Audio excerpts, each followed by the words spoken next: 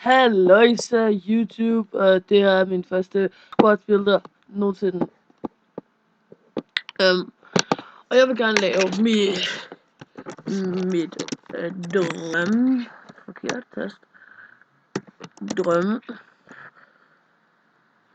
drømme. Oh my god, min keyboard, det fucker mig lige nu. Okay, lad os komme ind i det her. Jeg tager ikke udskifte dem med, fordi dem synes jeg selv, hvis I har penge til at bygge det, så synes jeg selv, I skal gøre det. Men der starter vi simpelthen med Ronaldo Team of the Year Edition. Hvis jeg råd til ham, altså, så kan I lige så godt bruge jeres penge på det her hold. Så jeg lige så godt købe ham almindeligt, og så lave ham med det her hold. Og så her, der har vi så nej, det har vi faktisk ikke. Nej, det var forkert. Det er Neymar. Jeg vil se, om jeg kan lave det her. Jeg vil se, om jeg kan lave det her til et hybridhold. Men jeg skal lige... Der er lige noget, jeg skal tjekke her først. Øjeblik. Okay, og jeg er tilbage. Lad os se, om vi kan finde den striker, jeg gerne vil have.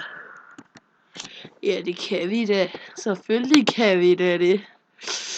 Nå, men Messi er også så god. Bare så god. Og nu sætter vi en af mine yndlingsspillere i center attacking mid. Det er Xavi, fordi at han... det er Xavi, behøver jeg at sige mere. Men højre midt, der bliver jeg nødt til det. Jeg bliver nødt til at gå med min eneste. The one, the only, som jeg plejer at sige til mine venner. Gareth Bale. Men det er grund til at bruge Bale. Det er fordi, at så kan jeg få, også fordi han er så højt rated, så kan jeg få Carvajal eller et eller andet. Fordi så har jeg også en undskyldning for at bruge Sergio Ramos. Det var smart. Og jeg bruger også, hvis jeg kunne få det her hold.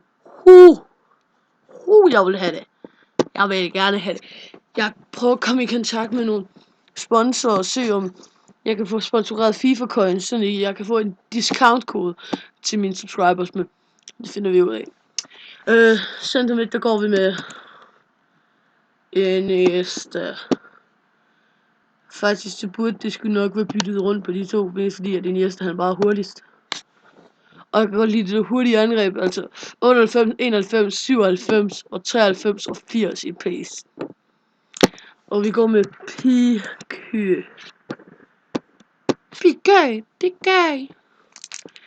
Ja, som jeg allerede sikkert har gættet, så kan jeg godt lide underligt ud. Og i venstre bak, så går vi med Jordi Alba.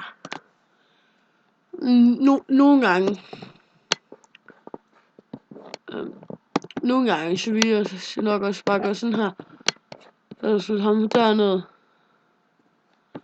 Og også Carvajal. Og så flytte rundt på de to. Og fordi så kunne jeg sætte Dani. Okay, undskyld, men jeg har lige været i bad, så hvis jeg ikke siger noget, så er det fordi mit hår det drypper ned på min computer.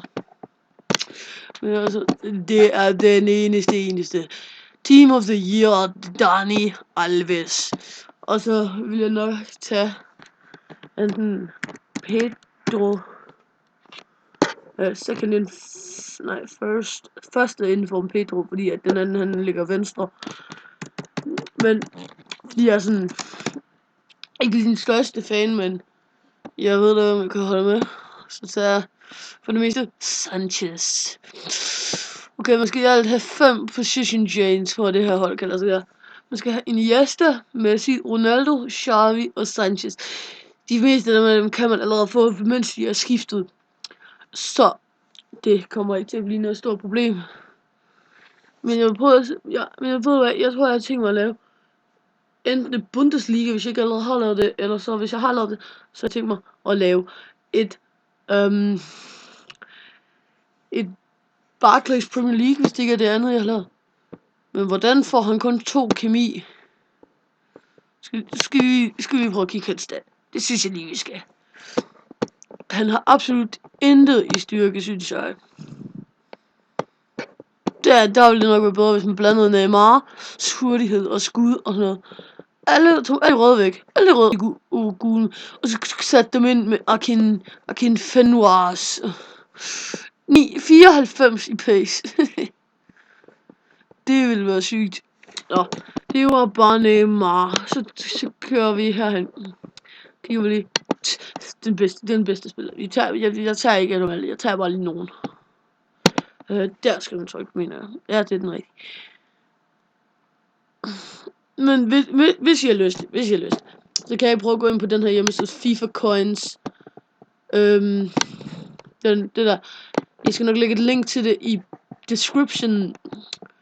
Så I kan gå ind ved mig, der bliver der ved med at komme. An error has occurred. Altså en fejl. Men det tror jeg ikke på. Jeg tror bare, det er fordi, at han lavede den. Han hader mig lidt på Twitter, fordi at jeg spurgte ham, er du sikker på det? Og jeg skulle bare være sikker på, at han ikke tog vores profil, og så gik ind og solgte alle vores gode spillere. For eksempel, det er sket for mig engang. Jeg gav en min e-mail på Twitter, fordi at han, eller jeg gav ham faktisk mit klubnavn, og den spiller, han skulle gå ind og byde 150.000 på. Nej, der gik han så ind, hackede min account, og solgte hele mit Bundesliga-hold. Jeg kan prøve at vise jer, hvis jeg lige får lidt tid, kan jeg prøve at vise jer, hvordan mit Bundesliga-hold ser ud. Eller så ud. Øjeblik. Sådan der, sådan som et hold der så ud, altså Reus og Robin, dem havde jeg været så heldig at få. Jeg fik Robin i en pack engang. Jeg har faktisk fået ham 2 gange nu. Jeg fik ham en gang i min startpack. Ja, jeg kan heller ikke fatte. Efter det har jeg bare fået lort. Så jeg solgte den ene af ham, beholdt den ene. Og I kan se, det ville have 500.000 ellers. Men Lewandowski, ham vandt jeg. Det gjorde jeg også med Neuer. Dem vandt jeg i Pinkslip med mit Barclays Premier League hold, som ikke var særlig godt. Men altså, jeg vandt der stadig over ham, fordi jeg brugte skillmoves. Men normalt, hvis I ikke har penge til Lewandowski, så brug Mandzukic eller Diouf, tror jeg han hedder. Og så er der skiftet Reus, altså Marco Reus, skiftet Marco Reus ud med Elia. Og Alaba ud med han er ikke så dyr, men han er på vej til at blive dyr. Så skifter ham ud med hvad var det nu? Schmelzer fra Borussia Dortmund, altså BVB, hvis I ikke vidste det. Og så skifter Philip Lahm ud med Piszczek.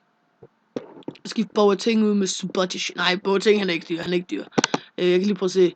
Boateng, jeg mener kun han er på 100 på allerhøjst ja, 1200. Så det kan være lige meget. Det koster ikke så meget. Men sådan så det altså ud. Og så havde jeg også en eller anden tysk manager. Bare for at have fyldt. Og så på bænken, der havde jeg Gilles Buffon og alle sådan nogle. Men det må jeg ikke tid til at lave lige nu. Fordi at jeg skal videre, og det var så hvad? En position change? Nå. Men ved I hvad? Det var den video. Ses i min næste video.